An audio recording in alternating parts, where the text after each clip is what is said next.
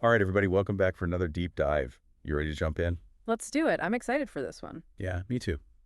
Today, we're looking at some really interesting trends happening right now in India's startup scene. And to get us going, we're using a recent episode from the Startup News podcast as our source material. Sounds good. So basically, the big headline here is that in 2024, we're seeing way fewer startup funding rounds compared to 2023. Hmm. But here's the kicker. The overall investment amount is actually up. So what's the deal with that? Why are investors suddenly being so selective?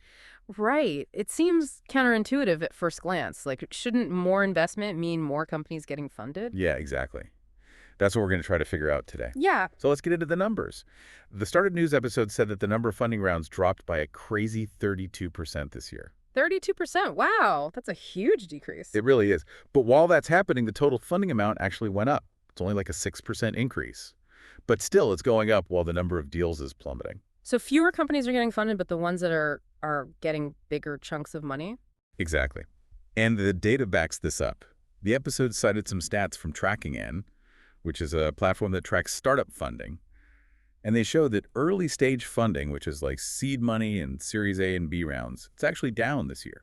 So those brand new startups trying to get off the ground are having a harder time finding investors. Yeah, it seems that way. But then on the flip side, late stage funding for companies that are more established is up by 12%. So investors are clearly favoring the bigger players. Okay, so this makes sense if you think about it from an investor's perspective. Right now, the global economy is a little uncertain. There's a lot of volatility out there. So if you're an investor, you probably feel a little bit safer putting your money into a company that's already proven itself, has a solid track record, is maybe close to profitability. Yeah. Like, why take a gamble on a brand new startup when you could put your money into a company that's practically a sure thing? Right. It's like choosing a blue chip stock over some risky penny stock. Yeah. Exactly. And speaking of companies that are doing really well, the episode also talked about this huge boom in Indian companies going public this year. IPOs are way up. Really? Yeah, IPOs are up by something like 80%. And one of the biggest examples they mentioned was Swiggy, that food delivery app. Oh, yeah, of course. Everyone uses Swiggy. So they just went public and they raised a massive amount of money in their IPO, like Right. $1.35 billion. Whoa, that's a lot of samosas. Uh-huh. Right? And that IPO is a huge success. It shows that investors have a lot of confidence in these Indian companies. They see the potential for growth and they're willing to bet big on it. And Swiggy's not the only one. Yeah. The episode also mentioned a few other companies that are planning to go public soon, like Zepto and Infomarket. So it seems like this IPO wave is going to keep rolling for a while. For sure. So while all these big established companies are making headlines, there are still tons of smaller startups trying to break through. And the episode highlighted a couple of those companies too, like Swish and Digitap. They're both in the early stages of fundraising. Okay, so even though investors seem to be shifting towards later stage companies, there are still opportunities out there for these younger startups. Yeah, definitely. And I think that's what makes the Indian startup ecosystem so interesting right now.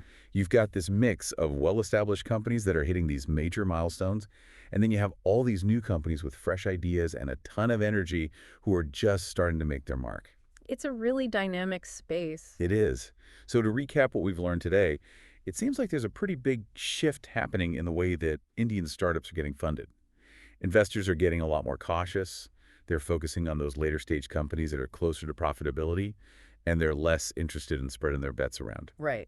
They're placing fewer bets, but they're betting bigger. Exactly. And this is all happening against the backdrop of this IPO boom, which shows that investors are still really bullish on the future of the Indian startup ecosystem. Yeah, it's a fascinating time to be following this industry. It is. And it makes you wonder what this shift in investment strategy will mean for those early stage startups. Will they have to find new and creative ways to get funding?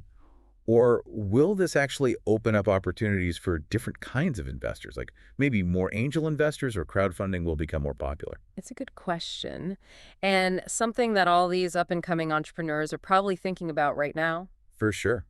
So for all of you listeners out there who are interested in the world of startups and tech, keep an eye on India because things are changing fast and it's going to be really interesting to see what happens next. Absolutely. I'm excited to see what the next wave of Indian unicorns will look like. Me too.